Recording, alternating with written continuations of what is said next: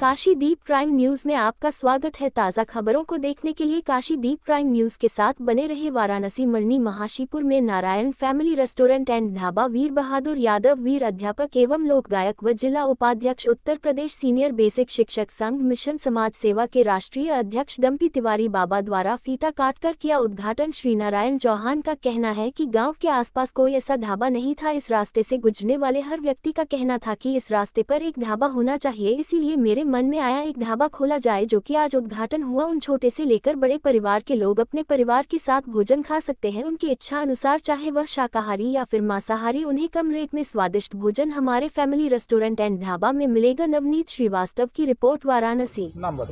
मैं थदीश Dungdung, chief waste personal. मुझे अपने साथियों ने चुना है। इस काम को मैं निष्पक्ष रूप से अपने साथियों के लिए काम करूंगा। बस इन शब्दों के साथ।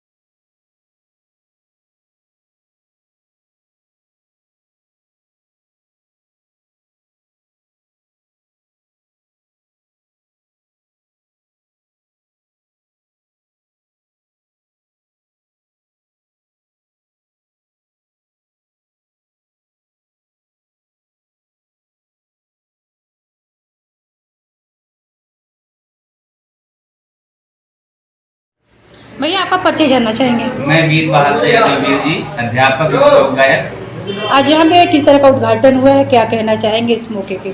इस ग्रामीणांचल में और हमारे नारायण चौहान जी द्वारा ये बहुत ही अच्छा ढाबा का उद्घाटन कराया गया, जो मेरे साथी मिशन समाज सेवा के राष्ट्रीय अध्यक्ष डंपी तिवारी बाबा जी द्वारा साथ में किया गया।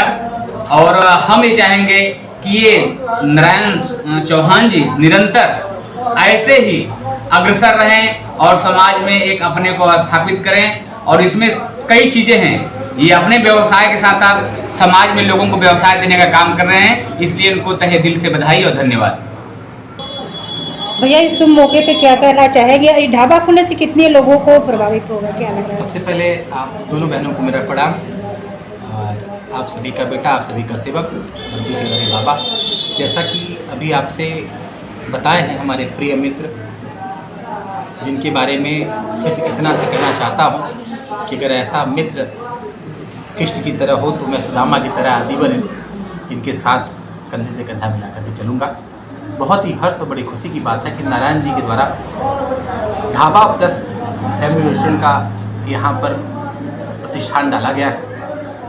और मैं ईश्वर से प्रार्थना करता हूँ कि आप सभी जनता जनार्दनों से भी निवेदन करता हूँ कि इनके प्रतिष्ठान में आएँ और ज़्यादा से ज़्यादा लोग इनके प्रतिष्ठान की चीज़ों का और इनके द्वारा यहाँ पर जो सुविधाएं दी जा रही हैं उसका लुत्फ़ उठाएं।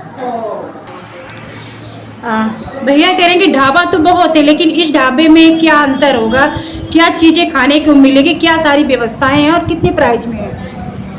नारायण ढाबा रेस्टोरेंट एंड ढाबा में छोटे से छोटे, बड़े से बड़े इसका लुत्फ़ उठा सकते हैं। बहुत ही कम प्राइस, ये बहुत हाई फाई होते हैं, छोटे लोग वहाँ पे नहीं लुत्फ़ उठा पाते हैं। यहाँ पे छोटे से लेकर बड़ों तक सबकी सेवा उपलब्ध होगी। प्राइस क्या हो गया इसमें? प्राइस हमारे यहाँ बहुत ही कम से कम होगी, चाहे वेज या नॉन वेज, दोनों कम से कम प्राइस में होगी। हमारा ये चुनाव हमारे लिए बहुत ही चुनौतीपूर्ण था।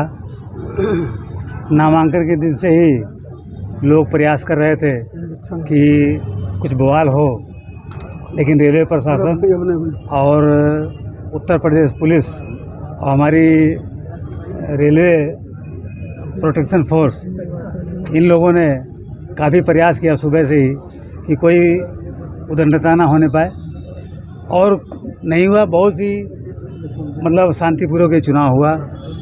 आपको जैसा पता लगा 37 साल से चुनाव नहीं हुआ था। केंद्रीय कमेटी ने दिल्ली से हमको और माननीय अध्यक्ष जी को ये निर्देश दिया था कि आप लोग पूरे जोन में, जिसमें 29 शाखाएं, 5 मंडल और जोन, मंडल में हमारे 3 मंडल का चुनाव हो गया। एक मंडल का चुनाव आजमनगर मंडल का 4 तारीख को है, लखनऊ मंडल का 9 तारीख को है। उसके बाद 29 मई को जोनल कमेटी का चुनाव है।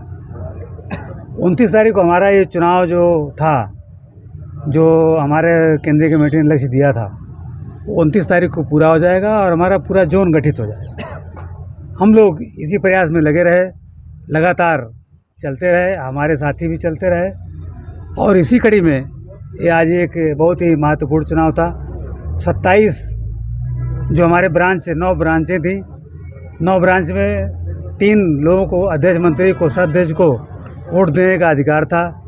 27 लोगों को वोट करना था, लेकिन गाड़ियों के थोड़ा डिस्टर्ब होने की वजह से और एक आध लोग छुट्टी ना मिल पाने की वजह से 3 हमारे पदाधिकारी नहीं आ पाए।